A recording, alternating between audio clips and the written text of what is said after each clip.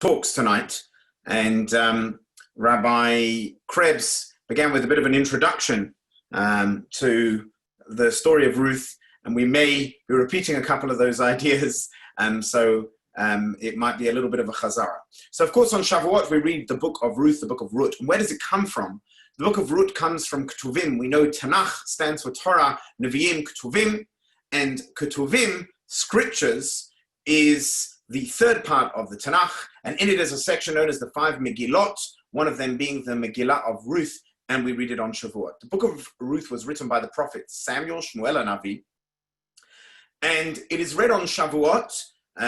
One of the reasons, the one I want to focus on, is that Shavuot has a strong connection to David HaMelech, King David, who passed away on Shavuot, and ultimately the story of Ruth ends off with the genealogy taking us from the son of Judah, Peretz, all the way through to Boaz, who would end up marrying Ruth, and later on the descendant David HaMelech.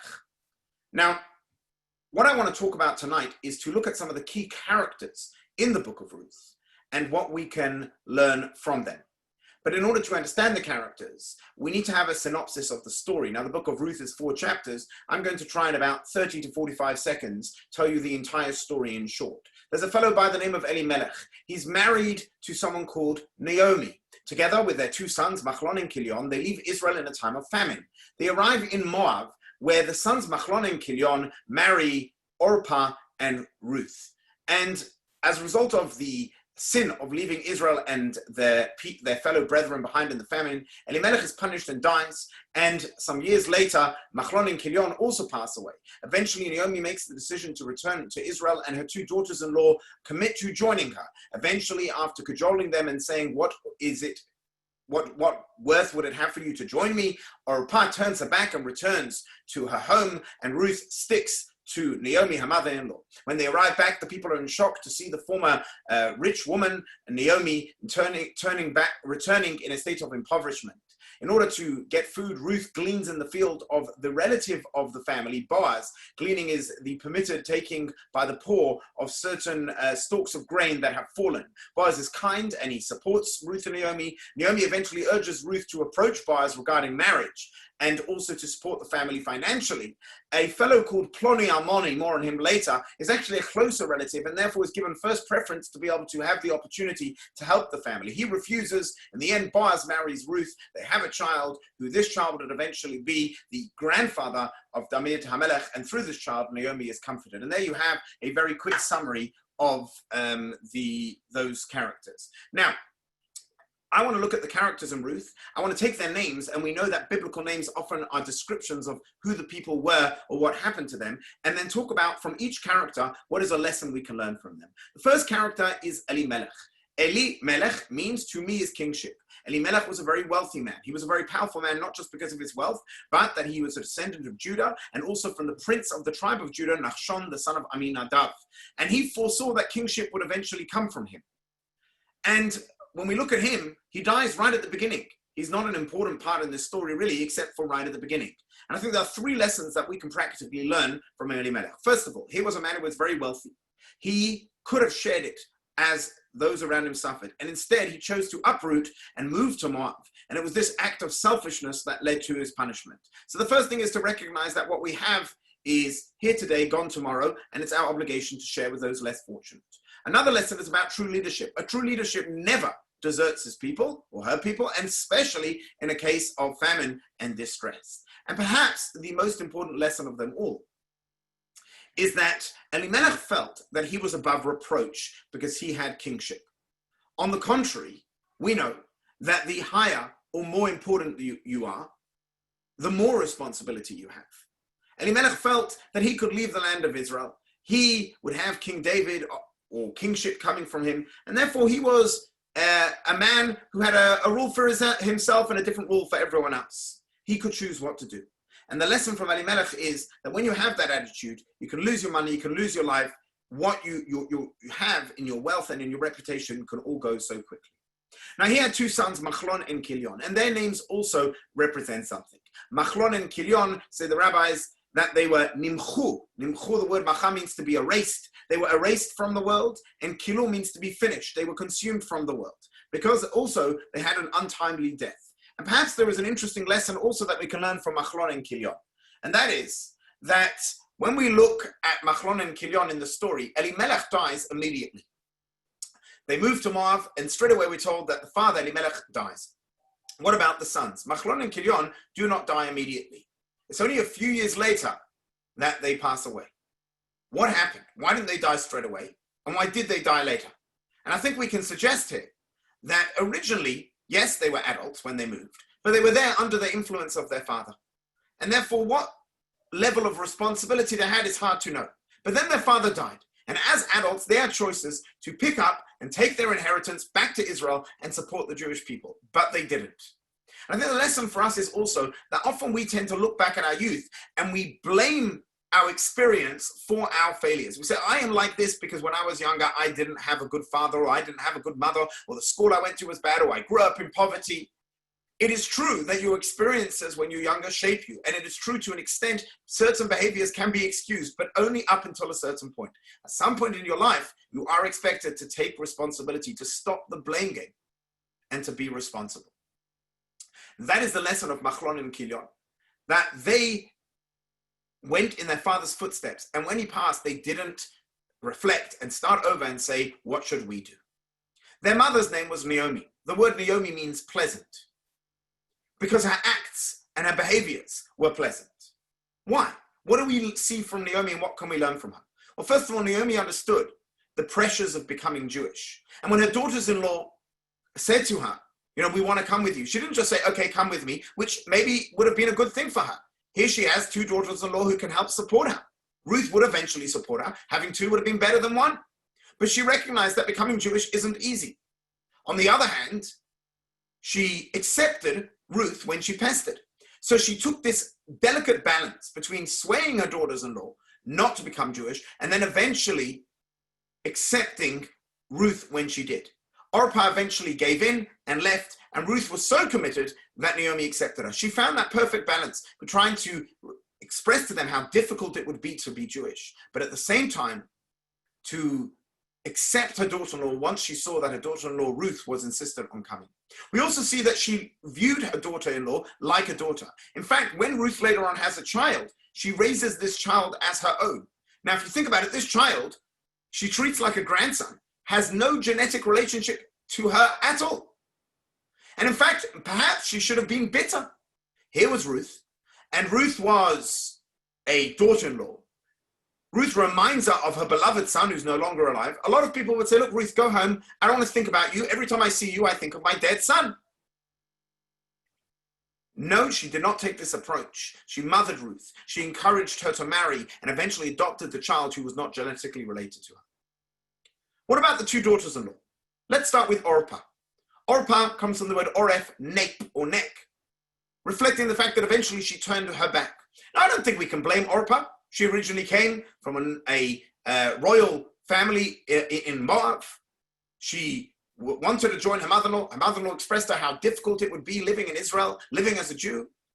Is there anything wrong? She turned back. She went to her people. I don't know that we can criticize her.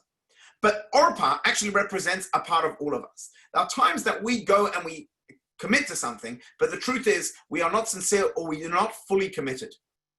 Orpah represents that part of us where we go and we say we're going to do something, but we're never really fully there. And then all it takes is a little bit of pushing and we go, okay, you know what, I'm not going to do it. That is a part of us that we need to work on. That when we take on a commitment, we follow through all the way. What about Ruth? Ruth, the name Ruth stands for, or the meaning of the word is less clear. Our sages tell us it's related to the word rava, which means overflowing or saturated, and might be referring to the blessings that David and the Psalms that David would sing and be overflowing with praise for God. And of course, her descendant King David wrote the book of Psalms. It's also interesting that the numerical value of Rut is 606, Resh is 200, Vav is 6, Taf is 400, making 606. As a non-Jew, she already had the 7 Noachide laws, and the 606 brings us to 613, and perhaps represents her journey to Judaism. But again, the lessons we learn from her commitment to her mother-in-law, to a cause. She was committed to being Jewish because she realized that there were things in life that were more important than money. She could have gone home and back to her royal family. She followed her mother-in-law to a life of impoverishment because she felt that this was more important. Restriction, which came at a cost to her, was pushed aside because it was important for her to follow this cause of Judaism. Eventually, her willingness to bring a child into the world with a man who was a relative of her dead husband, simply because she understood the spiritual significance based on the principle of Yibum, which is for another course, but the idea that when a person dies childless, a family member marrying the widow and then having a child allows the deceased to once again walk on this earth. By her doing this, she understood that spiritual significance, and she was willing to put aside her own interests for this important point. And finally, we see her sensitivity not to allow her mother-in-law to glean. Technically, she had a right to glean for herself and to tell her mother-in-law, you go glean as well, you go pick up the stalks. But she made sure to work doubly hard for her and for her mother-in-law. Additionally, we find that even with the gleaning, something which she had a halachic right to take as a poor person, she didn't want to take for nothing, and she offered the field hands a help with their work so she wouldn't be freeloading. We have three more characters. We have Boaz. Boaz is the leader of the generation. His real name is Ivtzan. The meaning of the word Boaz may mean swiftness and could refer to his alacrity in helping Ruth. And later on, when approached by Ruth for marriage, he swiftly seeks to help and sort out the situation. Boaz could also come from the word Boaz. In him is strength. And this is a sign of leadership. Someone who made sure to help, but also not to embarrass Ruth in the process. He also made sure not to take advantage of her. Most importantly, he showed Boaz, in him was strength. He showed strength and Boaz, swiftness, when he didn't pass the buck. And we'll see soon that there was this fellow Ploni Ammoni who we mentioned did pass the buck and didn't work together, didn't redeem the family properties and didn't help Ruth. He, on the contrary, acted with leadership by not passing the buck. Who was the person who wouldn't? A fellow by the name of Ploni Ammoni. But those who have a bit of familiarity with the Hebrew language might know that Ploni Ammoni isn't a name. It's the equivalent of saying Joe Schmo or Anonymous, John Smith, Tom, Dick, and Harry. Ploni Ammoni had a real name, but the book of Ruth doesn't talk about him using his name. Now, was he a bad person? Well, he was approached with this offer to buy a field and to marry Ruth, and he said he didn't want to. I mean, I don't think we can force a person. So he's not a bad person. Yet the Torah, the book of Ruth doesn't tell us his name. Why? Because sometimes, if you want to make an impact in life, you need to take a risk. You need to go beyond what works for you.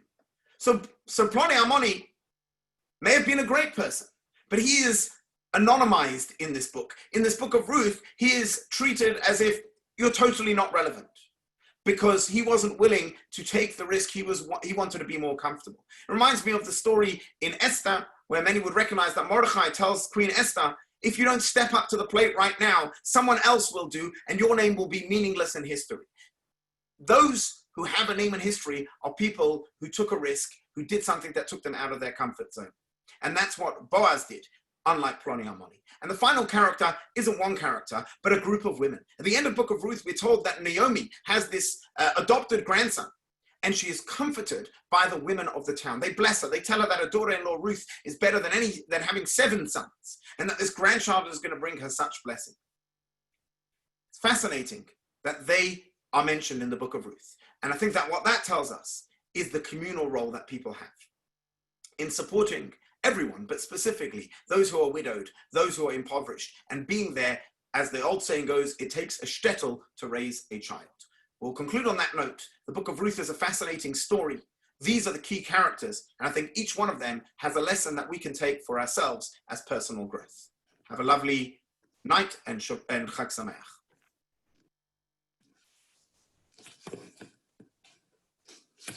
Okay, thank you very much, Rabbi Krebs, for hosting this, everyone for joining tonight. So I wanted to share with you a really powerful piece that I came across from a friend and mentor of mine, Rav Emmanuel Bernstein from Yerushalayim Yer HaKodesh.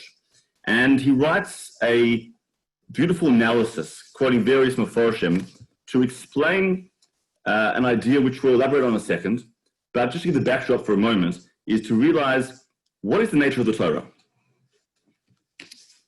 And the nature of the mitzvahs and how do these interconnect? So there's a famous line that we use about Torah that we call Torah here Eitz Chaim Hi. In fact, for those who remember Shul, when we used to daven at the minyan and sing along, I'd say, Eitz Chaim Hi lama chazukim ba. Right, so it's this tree of life. How is the Torah a tree of life? So the brother of the Vilna Gaon, Rabbeinu Aron, explains the following mashal of the tree. That you have a tree and the tree bears fruits. Now each of these fruits, there are seeds. And each of these seeds have the potential to produce an entire tree that also bears fruits. So within every seed of the fruits on the trees, there is the potential to recreate an entire tree. And then in a similar way, the mitzvos, which are like the fruits of the trees, likewise have this interconnectedness between the mitzvah and all other mitzvahs, and the tree, which is the source of life, which is the Torah. So we're going to explore this a little bit more to try and appreciate that even though we have 613 mitzvos, and it seems that perhaps to many that we have mitzvos and they seem to be very disjointed and there's lots of different ideas and themes, but there's something interconnected about all of them, and we'll see a very profound idea behind this. So in Koheles, Shlomo HaMelech, the wisest of all men, famously comments that the mitzvah of Parah Adumah, the red heifer, was the only mitzvah that, despite his wisdom, was beyond his understanding. And the pasuk reads, Amarti achakma, says, I said I'll become wise, v'hi rachoka mimeni, but it was beyond me. And that's famously quoted, that Shlomo HaMelech, despite being extremely wise, was unable to fathom the depths of the red heifer of the Parah Adumah.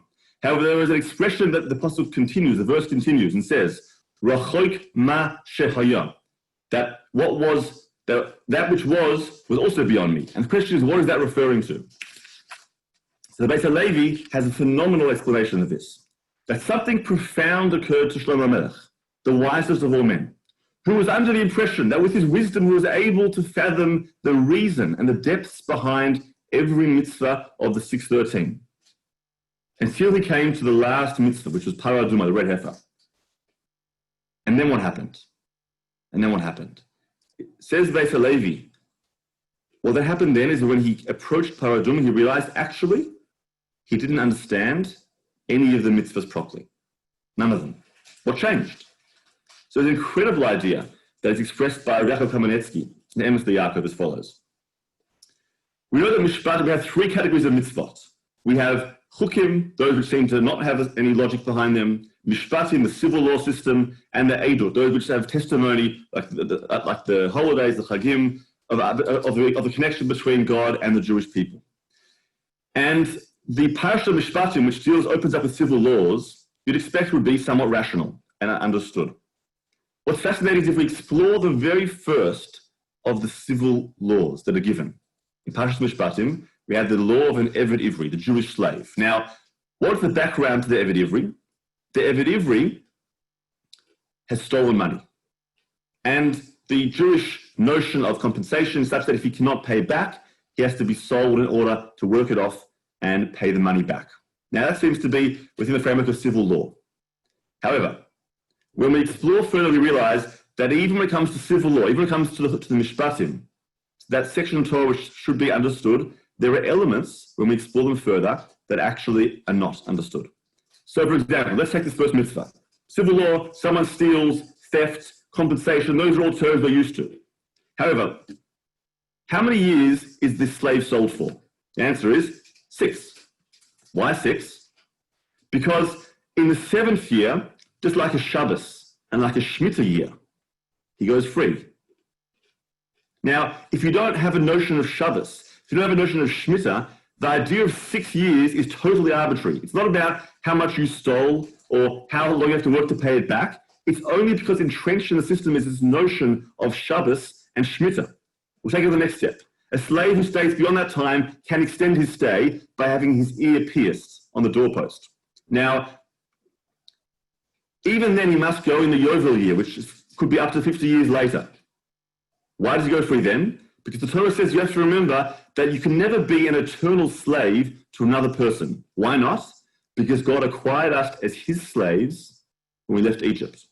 Again, if you weren't taken out of Egypt, if you weren't slaves in Egypt, there's no notion of going free at the year of the Yovel year, the 50 years' time. So even something as straightforward and as what's seemingly obvious as someone who steals money has to be sold to pay it back to work to pay it off, when we explore that even just a little bit, we find that there are all these interconnectedness to other parts of the Torah, to Shabbos, to Shemitah, to Yovel, to basic themes of what it means to be a Jew, to be a servant of God. Those are all ideas which resonate even from a basic law of Mishpatim, and therefore the Ramah, the famous codifier of Ashkenazi law in the custom in the Shulchan Aruch, says that even though you would have expected that the non-Jews are encouraged to adopt Jewish civil law, the Mishpatim, that in fact is not the case. Why not? Don't we have the most just set of principles and laws? Explains the Ramah, because our civil laws are not regular civil laws. They're interconnected with all parts of the Torah. And therefore explains the Beis HaLevi that when Shlomo HaMelech, the wisest of all men, he approached all mitzvot and he was able to fathom some reason behind it. However, as he explored further, he realized that there's actually a part of every mitzvah which is interconnected to all other parts. And if it's connected to all other parts of the Torah, it means every mitzvah is also connected to which mitzvah? Paraduma, the red heifer. Which means that if he didn't understand the red heifer, the paraduma, he didn't understand the depth of any mitzvah. And that's amazing, because even the wisest of all men didn't understand the reason behind, or every detail of the reason behind a mitzvah. And in fact, we say this on a daily basis in our davening. I always like to bring my views back to davening so we can focus on this on a daily meditation. We say in davening in part of Psukei de Zimra, Magid Dvarav liYaakov, Chukav u'Mishpatav liYisrael. So what does God tell the Jewish people? He gives Chukav u'Mishpatav. He gives the chukim, those laws which are not known, the reason for them. Okay, that we understand. But even the mishpatim, even the civil laws are coupled together with the chukim. As we said, within every civil law, there's this profound connection on a detail level to other profound mitzvot that connect us to Hashem and other mitzvot as well. And therefore the Rambam in his famous Moran Nevuchim, the guy for the perplexed, says that in fact it's desirable and commendable to try and find reasons for mitzvot, but we should realize that there's a godly element behind every mitzvah, and we'll never fully fathom the depth of the mitzvot. And therefore, only appreciate the generality, the reason behind the general mitzvah, but realize you'll never understand the details, at least in this world, behind the specifics. Why not? Because again, each mitzvah, like this example of the tree, and each fruit has a seed that can blossom an entire tree again. There is a part of each mitzvah, which is the paraduma, which is not understood. And just to conclude, we know that death entered the world through the Eitz Hadas, eating from the tree of the knowledge of good and evil. And the root of that sin, according to many commentaries, is that man decided he would put his own intellect, his own decision-making process. He decided it would be better to serve God having eaten from the tree of knowledge and having acquired free choice. That was man's decision. It would be better for him to do that. And so in this rationale, in this approach that he put aside God's instruction for his own understanding, that's how the first sin and death entered the world. So if we consider that in fact every mitzvah has the potential antidote to that very first Avera. What was the first Avera? We put the instruction aside for our own understanding. And what I've uncovered here is through this interconnected web of all the commandments, that in every commandment there is a little strain or trace of this law of the paraduma, which is not understood even by King Solomon, the wisest of all men.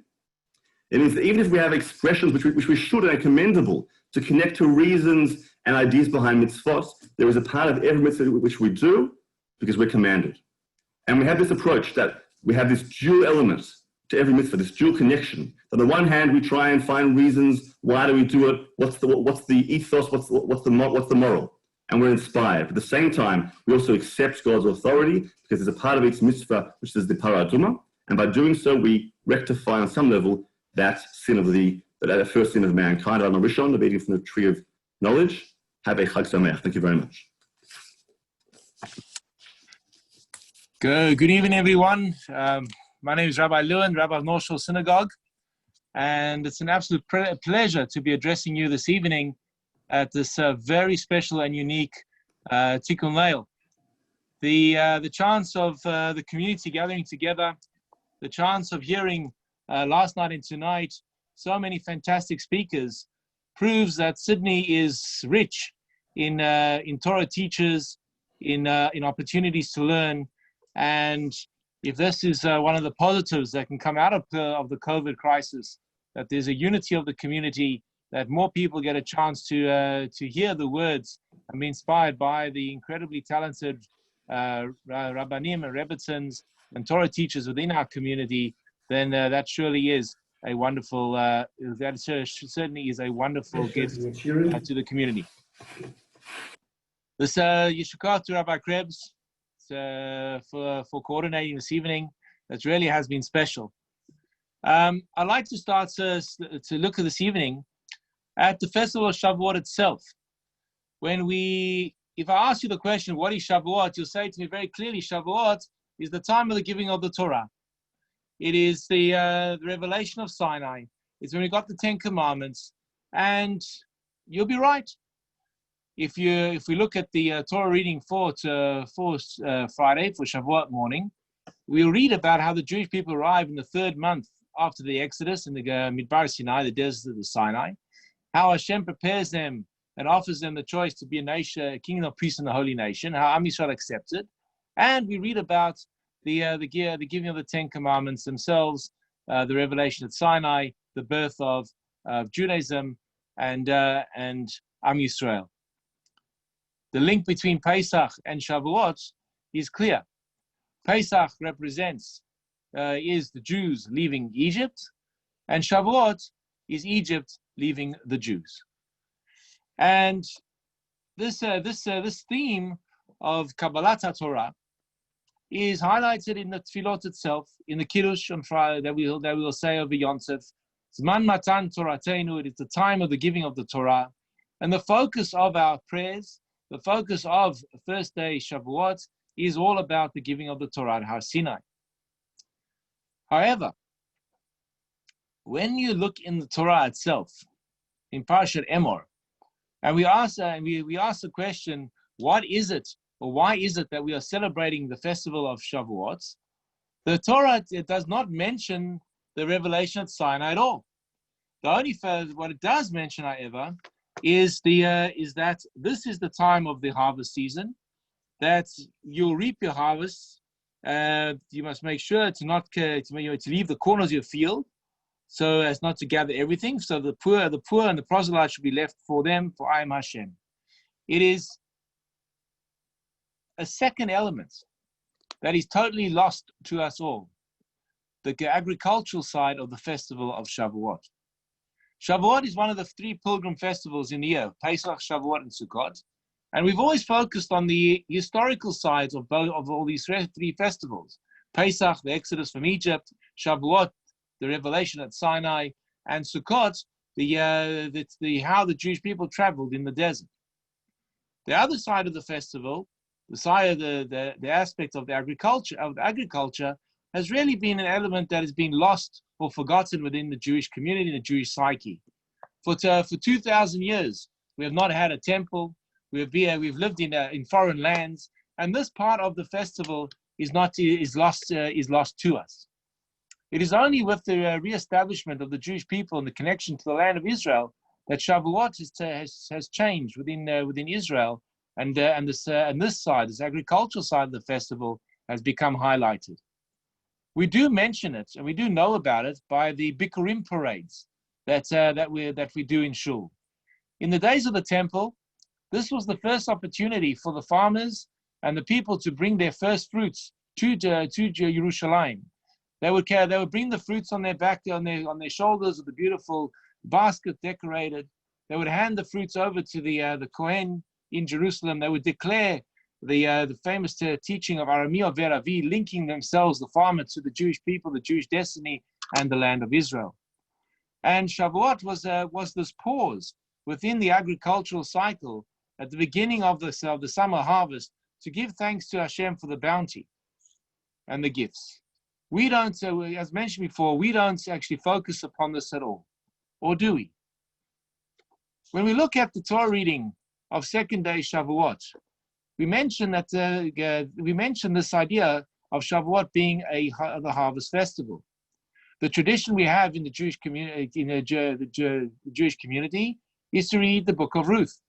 And we've had a beautiful insight by Rav Dovy and Rabbi Krebs about the story of the Megillah.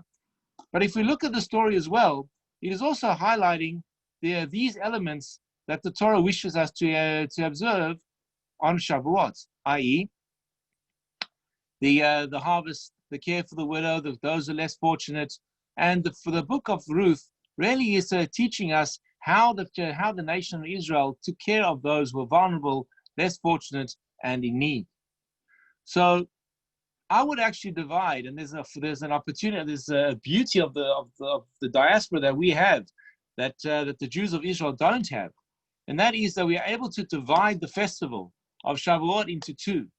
Day one, we're able to highlight the revelation at Sinai, the historical side of the festival, and day two, we're able to focus on the agricultural side and the connection to the land and the obligation of the Jewish people in the land of Israel.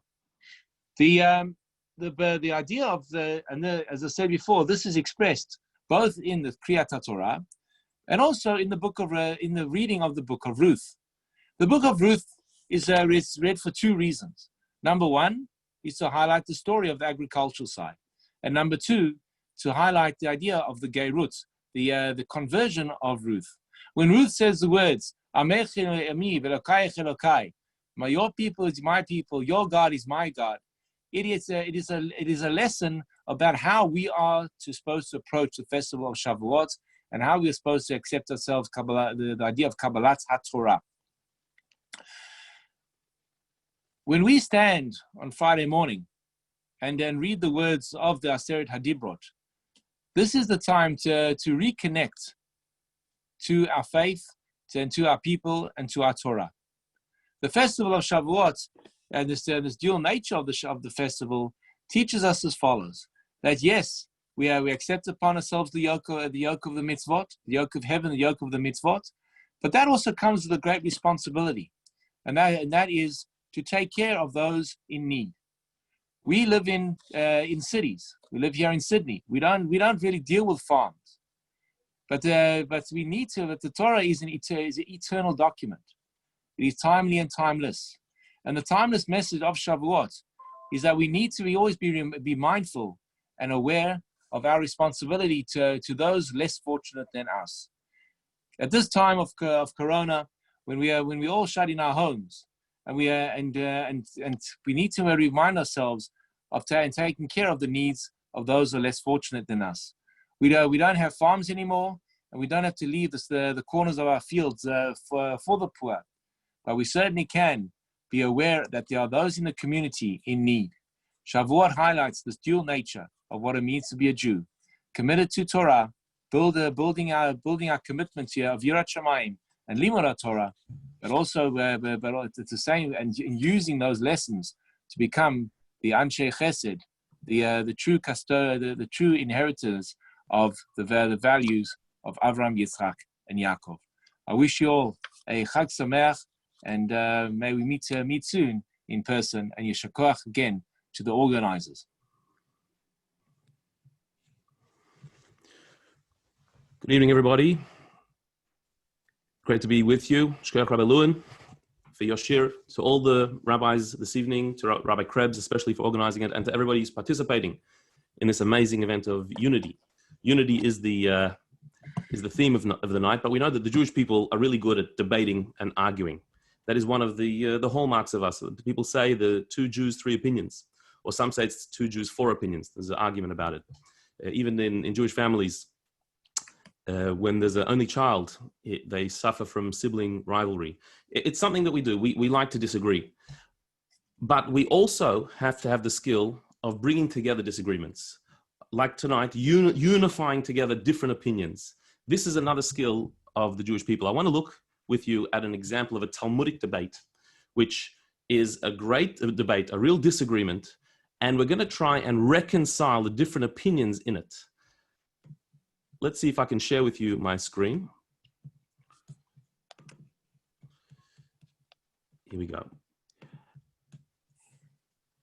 So this is from the Talmud Yerushalmi. The Jerusalem Talmud asks a question, which I think would be pretty easy to answer. How were the tablets of the Ten Commandments written? How did they actually look? How were they written together? This is a question that I think any kid in a Jewish kindy or being homeschooled would be able to answer the question. How were the tablets written? So the Talmud, Yerushalmi, answers the question with, I think, the answer you would give. And that is, Rabbi Chanina ben Gamliel answers, there were 5 commandments on this tablet and 5 on the other tablet. Exactly like the picture there on the screen. You had 2 tablets, each one with 5 commandments on it. That's how the tablets were written. That's how we all know it. That's how it's familiar. That's how we've seen it always. But the Talmud continues, and there's a disagreement on exactly how these commandments appeared. The rabbis say, no, there were 10 on this tablet and 10 on the other tablet. There were 2 tablets, but each tablet had 10 commandments on it, adding up to 20.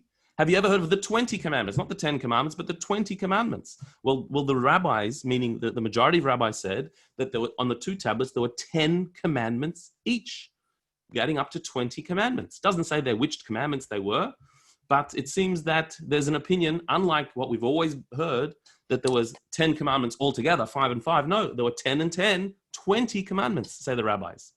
As if that weren't enough, there's a third opinion. Rabbi Shimon Bar Yochai, the great Rabbi Shimon Bar Yochai, has an opinion that there were 20 on this tablet and 20 on the other tablet, meaning altogether 40 commandments on the 2 tablets.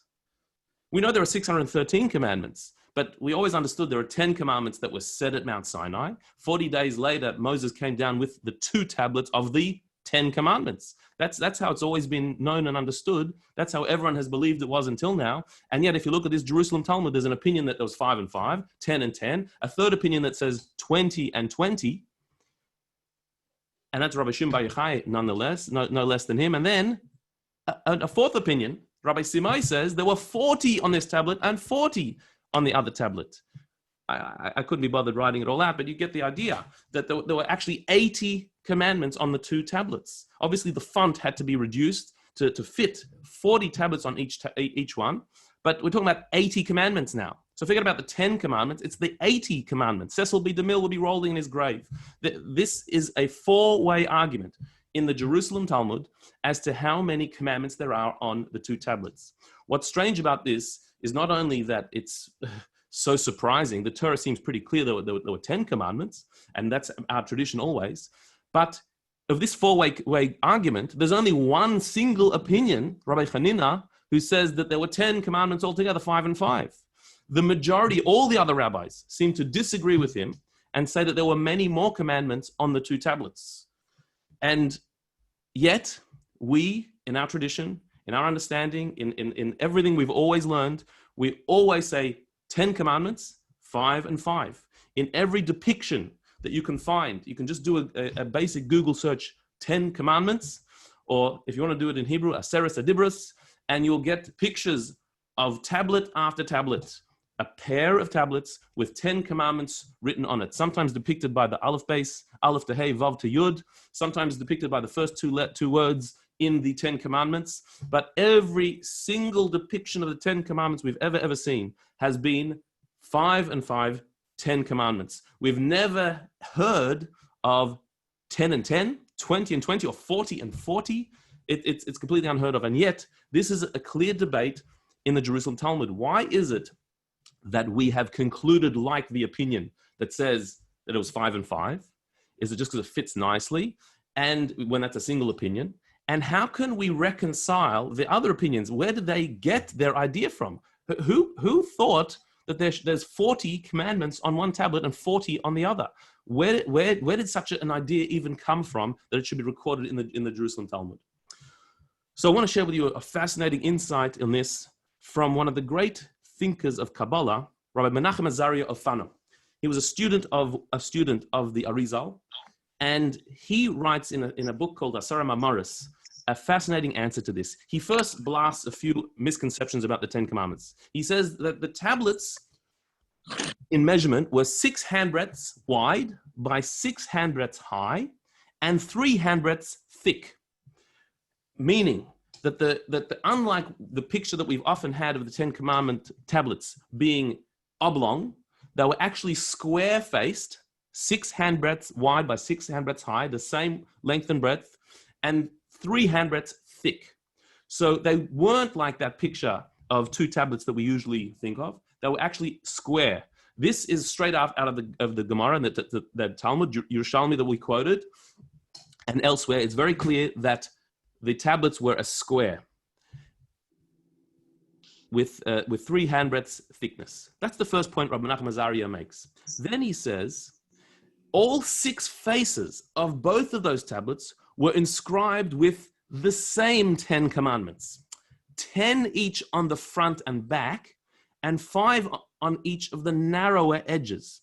So the inscription of the 10 commandments was not like we usually think, the 2 tablets having on the front 5 and the other one 5, but like the picture there that shows you that on the big face, the 6 by 6 face, there's 10 commandments. So too on the other face that we can't see, the back of it was exactly the same, the 10 commandments. On the thinner edges, the 3 handbreadth edges, the top, side, bottom, and other side, there was 5 commandments on each one, because they were it's half the width, half the thickness than the width. And this is also based, this is not an idea of Rav Menachem Azariah, this is based clearly on what the Torah says. The Torah says, Mizeh u'mizeh hem ksuvim, that they were written on all sides. All sides had 10 commandments. It wasn't the front only that had the 10 commandments inscribed, but all sides. And so, with this idea that the 10 commandments were inscribed on all sides, 5 on the edges and on the 2 faces 10, Rabbi Menachem Azariah reconciles all of the 4 opinions as actually agreeing with each other. They're not disagreeing. With this understanding of the 2 tablets, all 4 opinions are true at the same time. It all depends on your perspective, which way you're looking at the 10 commandments. Now remember, the 4 opinions were Rabbi Chanina said 5 and 5. The rabbis said 10 and 10. Rabbi Shimon said 20 and 20. And Rabbi Simai said 40 and 40. Let's see how that all reconciles. So when Moses first came down the mountain, he had the tablets under his arm, held sideways. The people only saw the 5 commandments on each side edge of each tablet. So the classic picture of 5 and 5, that's when he was holding like a football under his arm, excuse the comparison, 2 tablets of the 10 commandments. The sideways, you only saw 5 and 5. That's Rabbi Chanina's opinion. They were 5 and 5, if you're looking at it as Moses came down the mountain. But then when he came down, he showed he split the 2 tablets. He took them apart, held them side by side, and the people saw the face of the 10 commandments, 10 and 10. The face of the 2 tablets, each one had 10 on it. So that's the rabbi's opinion, that was 10 and 10. 10 commandments plus 10 commandments, the same 10 commandments. Then, when Moses held the 2 tablets aloft up above his head, the people saw that the 10 commandments were written on both back and front. Not just the front had 10 commandments, but the back also had 10 commandments. That's 20 and 20, the 2 faces. And finally, Moses placed the tablets down for the people to examine closer, to look at all sides, up and top and bottom. As you can imagine, a curious Jewish crowd want to see close up. Now they saw that the commandments were inscribed on all 6 faces of each tablet, 10 on each face and 5 on each of the 4 edges. Altogether 40 on each tablet, the opinion of Rabbi Simai, 40 plus 40. So in an ingenious and yet simple way, the Menachem Azariah of Pano explains that these 4 opinions actually are all true at the same time. The classic view of the 10 commandments is still true. The 5 and 5, that's how Moses came down the mountain. But the 10 and 10 was the 2 faces. 20 and 20 was both sides of both of them. And then 40 and 40 was all sides. When you look at it closely, it's all there. We can disagree, but we all have the same Torah.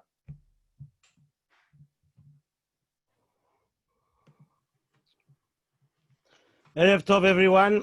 David Blackman from the Jewish Learning Center. Shkrach Rabbi Gad for organizing this great initiative. The story of Ruth, as you've heard a number of times, comes to the fore on Shavuot. We have a minhag accustomed to read it and gives us the opportunity to study it in depth. I'd like to share with you a tremendous insight when we look at the character of Elimelech. Elimelech is not lauded in high regard in the Megillah. He's unfortunately the head of this family. He's married to Nomi. It's a prestigious family. Elimelech's grandfather was none other than Nachshon ben Aminadav. He was the first Jew in a leap of faith to jump into the Red Sea, in the Yam Suf, and Hashem split it as a result of his level of faith.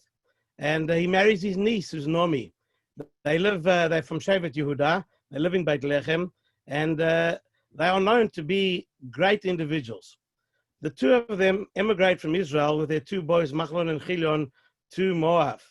The Megillah relates how HaKadosh Baruch Hu is so upset with him that as a result of this whole unfolding immigration, Elimelech dies in the prime of his life, Machlon and Chilion die even younger, and the entire family is left, Naomi is left destitute, and the two girls, Ruth and Orpah, who eventually married the boys, were faced with this massive choice of either conversion or return to their royal family in Moab.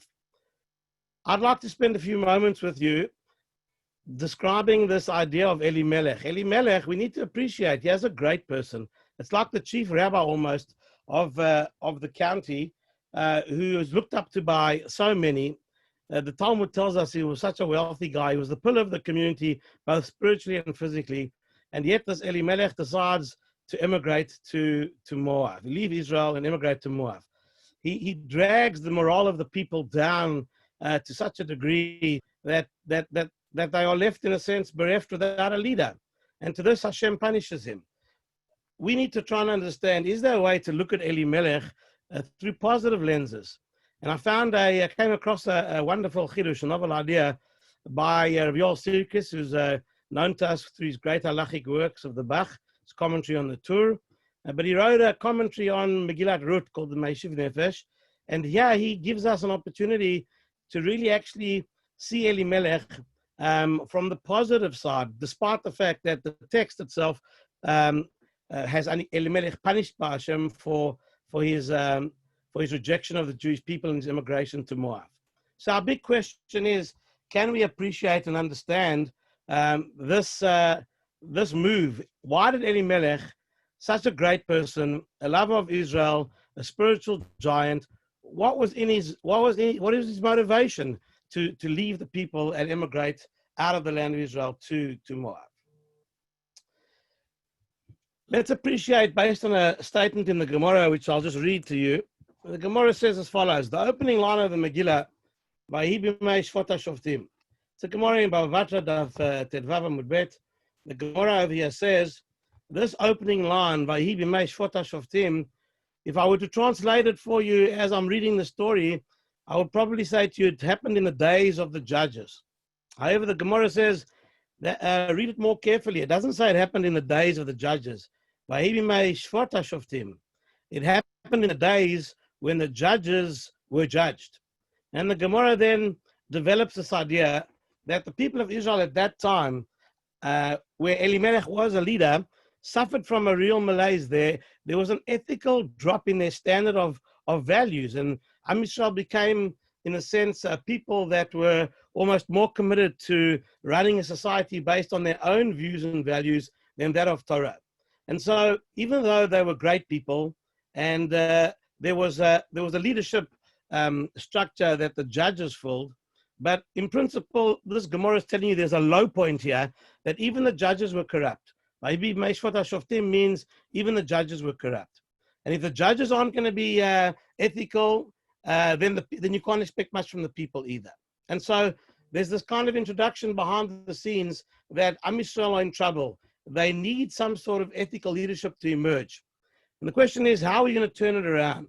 How are we going to rehabilitate Am Yisrael's connection to the system of Torah values? I mentioned that we were talking about Shvot HaShoftim. We're talking about judges during the time of this period, called judges. Judges are different from the monarchy. The monarchy is an executive position with executive powers.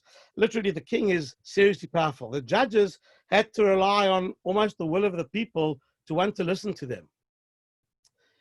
Elimelech sat for hours trying to work out what would be the recipe to rehabilitate Am Yisrael. And he felt that we have sunk so low that even the judges aren't examples to the people. So we're going to have to try and do something drastic. And that is, we have a way of changing the leadership system. And I think it's time, says Elimelech, to try and find the start of the monarchy and bring in a Jewish king to try and create what later was to become the line of King David.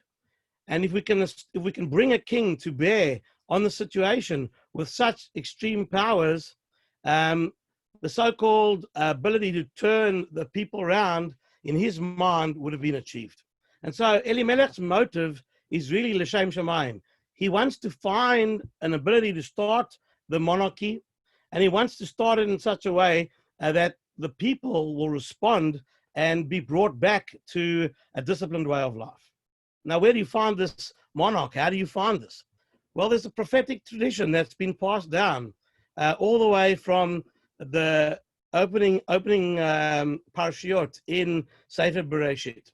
And the genesis of this particular story, where is this the seed of the monarchy? You know the story quite well. But let's ask a quick question as we introduce the characters of the story. We've got to go back to the couple, Avram and Sarah, and their emigration from or move from Eretz Yisrael under famine to the land of Egypt. They come down to Egypt, and Avram Avinu realizes that there's trouble there. So this is not a very ethical society. And there's a rule there that if they see a pretty girl, married or not married, the king has rights to that person. And so every custom official is out to see this. And Lot is the character. He's the fellow who accompanies Avram and Sarah down to Mitzrayim. When I get to the customs, they see the beauty of Sarah.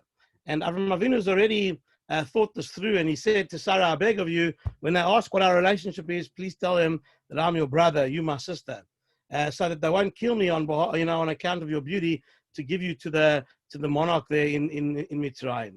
And when they come there, the customs officials do their duty, and they find that this brother and sister, and I think, okay, let's motivate the brother to give Sarah away as the shidduch, to the king. And what do? They shower the so-called brother Avram Avinu with a massive fortune of money. Interesting is that Lot, we know Lot's character. Lot is basically a self-serving strategist. He's much more interested in self than he is in faith. And so it's interesting, what was Lot's reaction at the time when all of a sudden Avram Avinu was getting all this money because he was playing the role of the brother of Sarah? Well, Lot was so jealous. But one thing he did is very interesting. All he did was keep quiet. He could have blown the whistle and told the people that, no, really, they married, and I, Lot, am the true brother of Sarah. That's really their relationship. Lot was Sarah's brother, and he could have got all the money, and his character supported such an action. So Lot decided, no, this time Lot did the right thing. He just kept shtum. Sometimes just keeping quiet accrues you unbelievable reward. And so by Lot keeping quiet, not blowing a whistle on his brother-in-law, on his uncle, on Avram Avinu, and his sister Sarah, he, in a sense, Lot basically wins or buys into he contributes to the continuity of the Jewish people, because in a way he saves Avram Avinu's life and Sarah's life. And as a result of this, Lot essentially gets the reward of being part and parcel of Am Yisrael's future. The story continues fast forward. Lot and his daughters are surviving from the destruction of Sodom, and the daughters get Lot to impregnate them because they think that their world has come to an end. And the result of that union, incestuous union of the first daughter, is that there's a child called Moab that is born from there. But even though Lot himself does not deserve to be spared from the destruction of Sodom, but it's because what he did all those years earlier by keeping shtum and not blowing the whistle on Avram Avinu, that he's earned himself a place in Jewish history.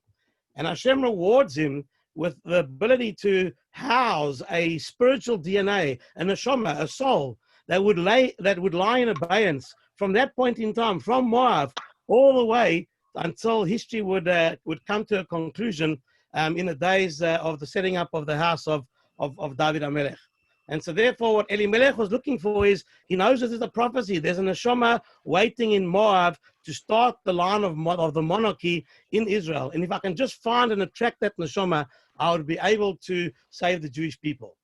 Elimelech, with his spiritual greatness, takes his wife and emigrate to Moab and get their children to integrate into society, to attract this neshama that's been hanging in abeyance, waiting for 700 plus years to be redeemed. And if he can attract that neshama, then he could go back to Israel with this neshama and start the line of the monarchy. And in fact, Elimelech achieves what he meant to do. Ruth comes and joins the family, and eventually Ruth goes to Israel. And you know the end of the story. She becomes the grandmother of David HaMelech and the great-grandmother of Mashiach. Elimelech was right. His motives were pure, except the bottom line was he never got permission from Hashem to do what he did. It involved all sorts of religious compromises with his boys and their marriages, etc. He never got the stamp from HaKadosh Baruch Hu. And even though his motives were good, he was punished because he didn't go through the channels of getting permission from Hashem, and that Hashem would okay this approach. But this is a positive spin on how we appreciate Elimelech's mission. Why did he emigrate? He emigrated to find this neshama, to rescue Klal Yisrael. He did it, but he was punished because it was problematic. Chag Sameach, everybody. All the best. Chag Sameach to you. I think it's my turn. Chag Sameach, good yontiv to you all.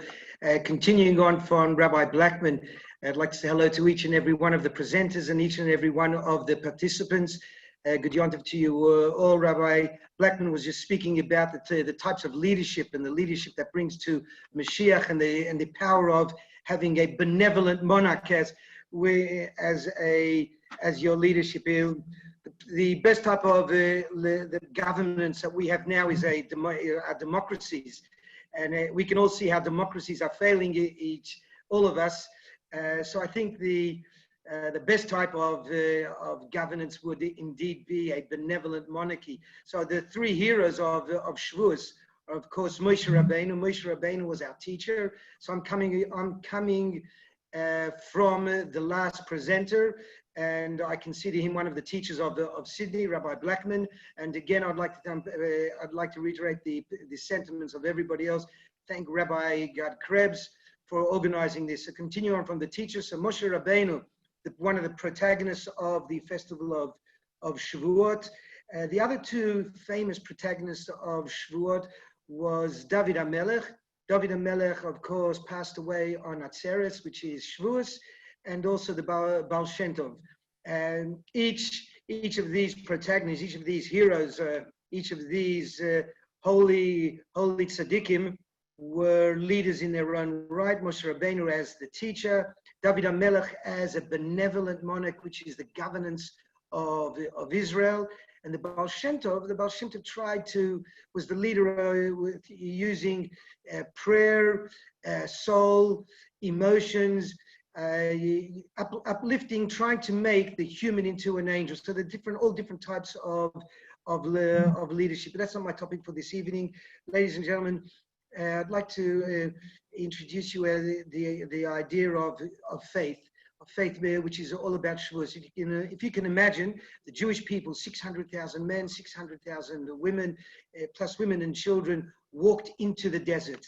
Always remember, walking to the desert required a supreme act of faith to walk into a desert. To walk into a desert and follow a Moses across the Red Sea, all you had was the matzah and the man. It required a supreme act of faith. Always remember, as a young child growing up in Sydney, there was Rabbi Basil, then there was Rabbi Feldman. In the early years, we would sing this song on Shavuos. It's called Koyo Mar Hashem. So said God, Zacharti lo chesed noraich. I remember the kindness and grace as you were children. Coming into the desert was the inference. You were enthroned in love. And it goes like this. Lech tech acharai acharai bamidbar deretz lo zerua. It was like, follow me into this. And Moshe Rabbeinu would say, follow me into the desert. Follow me into the desert in a land that has no sustenance, that is completely desolate. The requirements to enter into a desert required a supreme act of faith. And I've never actually been to a desert. I've been to Israel many times, And the furthest I went into the desert was when I went down to Masada. From Masada, we drove to Arad, and that was into the desert.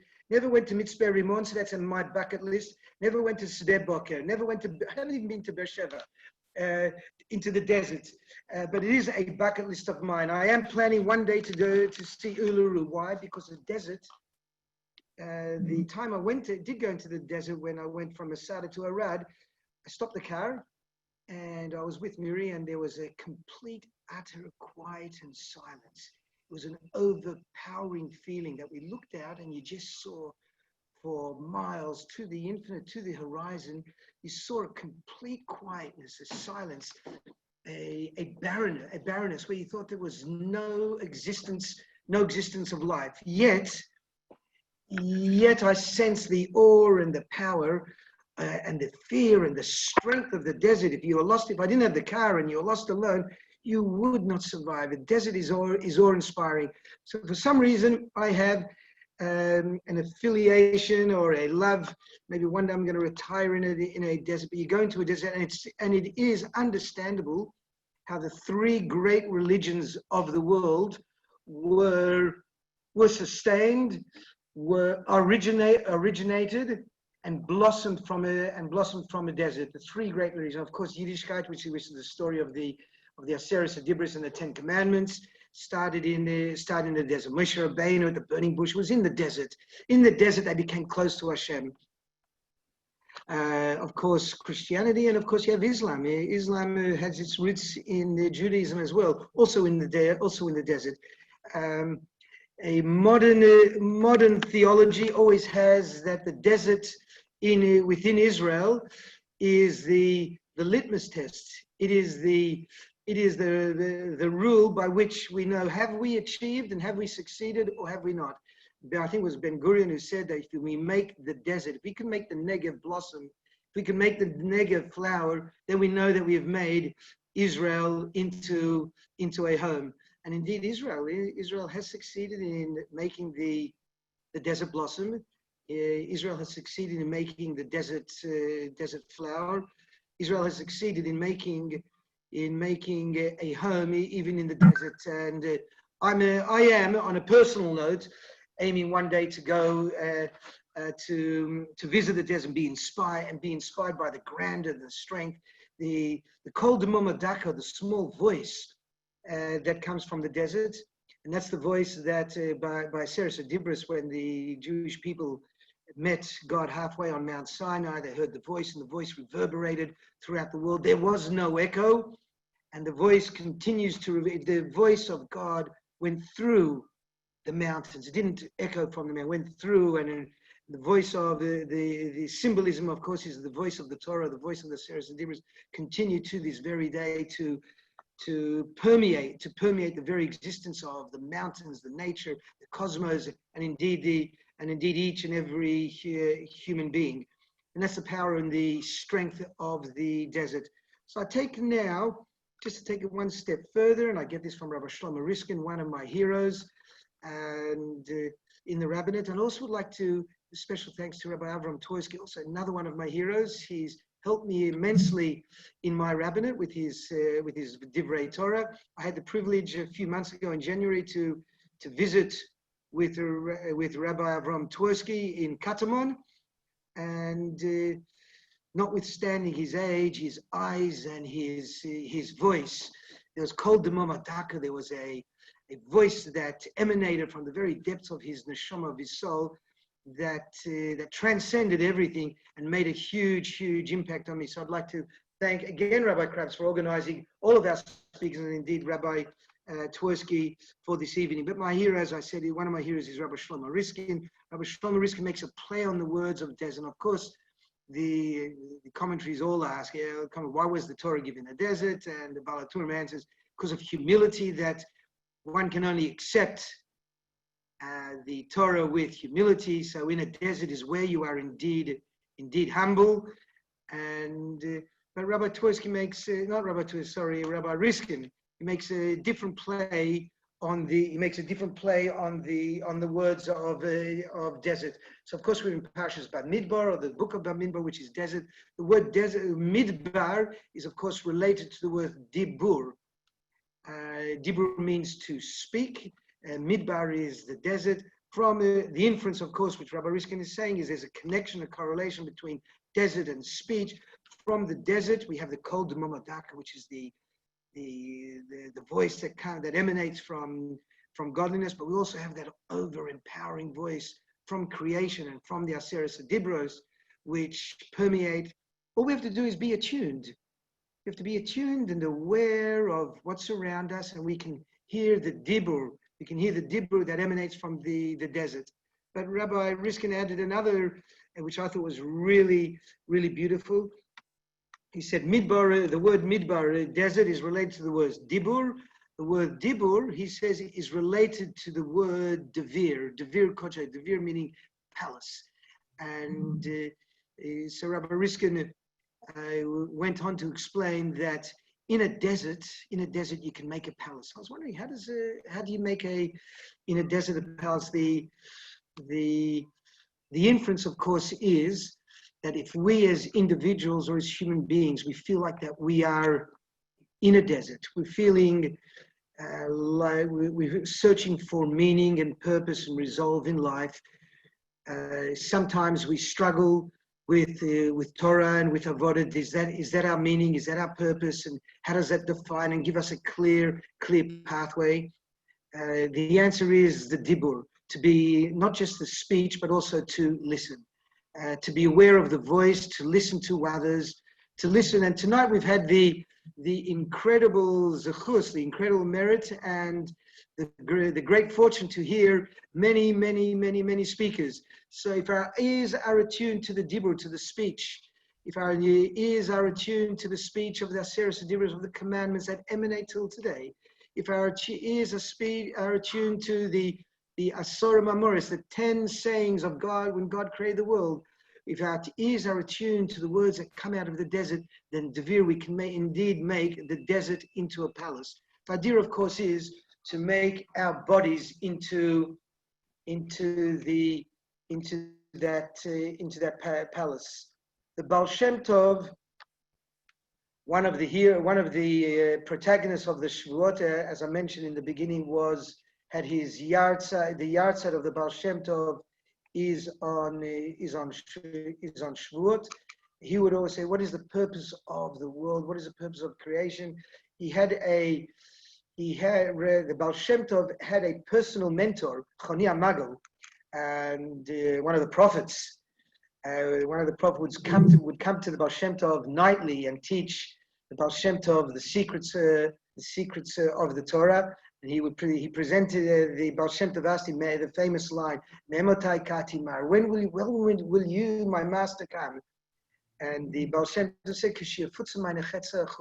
when the wellsprings of your Torah, when the wellsprings of your words will spread forth. When wellsprings spread forth, that creates a garden. When gardens are created, homes are created.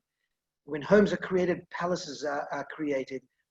I think what the Baal Shem Tov was saying is, if we can make our bodies and our souls into a palace of godliness by being aware and attuned to the words around us, which emanate from the desert, not only can we make the desert bloom, and not only can we make the desert blossom, we can make our own selves blossom and bloom. We can make our own environment blossom and bloom. We can make our families blossom and bloom. We can make our community blossom and bloom. And we can make, indeed, all of Klal Yisrael blossom and bloom. So I go back to the beginning. Always when you blossom and bloom, there's a case of nature and nurture. I always found growing up here in Sydney, believe it or not, there was a strong, viable, powerful communities both throughout Sydney. In a sense, many of the Melbourne Jews who built Melbourne, what it is today, emanated or came from Sydney. And I always remember that we used to go around in a train. This was in the old yeshiva. We'd go around in a train. Rabbi Feldman was at the front, even the previous Rabbi Barzel.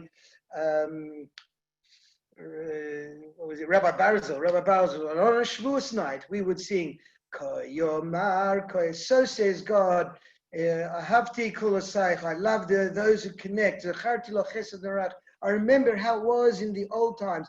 Lech teich acher, and we'd sing around, we'd be holding hands on each other's shoulders in a train around the whole shul, around the whole dvir, around the whole palace, and we would make, from those very beginning, those nurturing times, we would lech teich acher b'midbar. At that time, Sydney was a midbar, was a desert, and we can beautifully and fondly say that Sydney has now rejuvenated and has become, the desert has blossomed, the desert has bloomed. We can make the community here in Sydney, we're proud by continuing the vital work of each of our individual communities in making the Sydney community blossom and bloom, continue to blossom and bloom. Probably one of the reasons why in Shavuos we have the minhag, the custom of having decorating our shuls with flowers. I'm missing this. I'm having what they call in speak FOMO, fear of missing out. I miss out on shul. I have not had a time where I have not gone to shul ever in my life. Even when I've traveled overseas, Thailand, there we've been to shul on a Shabbos. But the last 10 weeks have been shulless. We've been homeless. I look forward to the time that we'll be able to decorate our shuls with flowers. We'll be able to, they will blossom them and bloom. The scent, the reach of Torah will shine forth and be strong, and the reich will turn into a ruach. Reich and ruach are connected. The reich will turn into a ruach and a blast of ruach, of wind. A powerful wind will blow us and uplift us. And we will merit that all of our synagogues, all of our places of worship will be uplifted like on a magic carpet, and we'll fly to Yerushalayim, Yer HaKodesh, to our home in Jerusalem, and each of our communities will have Kudus synagogue has already booked a place on Har Zetim opposite the old city. We've got a picture-perfect view, and we're going to decorate it with flowers, connected, of course, to the festival of Shavuot, but we do have our place. But there is plenty of place in Israel, plenty of place in the areas which is now known as the West Bank, and which are close to Jerusalem, and plenty of place throughout all of the length and breadth of Israel. Because when Mashiach comes, Israel will be known as Jerusalem, and the rest of the world, the diaspora, will be known as Israel. But Kudus Synagogue has booked our position on Har Zeitim opposite, ready to listen to the voices, and ready to listen to the 10 Commandments, and ready to listen to the voice that comes from the desert. And we will indeed create a dvir, a palace for all of us. Again, ladies and gentlemen, my dear fellow Rabbanim and fellow presenters, I'd like to thank each and every one of you for your participation in this night of unity. It feels like a Daf Yomi, that everybody's had their own Masechta, their own style. My style was, I chose to be the Agadata style. I hope you enjoyed each and of the presenters, and I'd like to wish each and every one of you a Chag Sameach, a good Yontif. May you all be able to accept the Mekabel HaTorah with simcha, with joy, with happiness. May you all be able to Mekabel the Torah with an inner sense of resolve and strength, both mentally, emotionally, and physically. May you be uplifted by the mental capacity and the beauty of the education and the level of the Torah and the wisdom that you have heard tonight. May you be uplifted, and may you, each and every one of you, be accept the Torah anew again, and may it be a sense of strength, and may your devir, may your palace indeed blossom and bloom. Chag Sameach to you all. Chag Sameach. Thank you. Thank you very much, Rabbi Gestetner. Chag Sameach, everybody. Thank you for joining us. We look forward to sharing many more programs with you. Have a wonderful Yom Tov. Chag Sameach.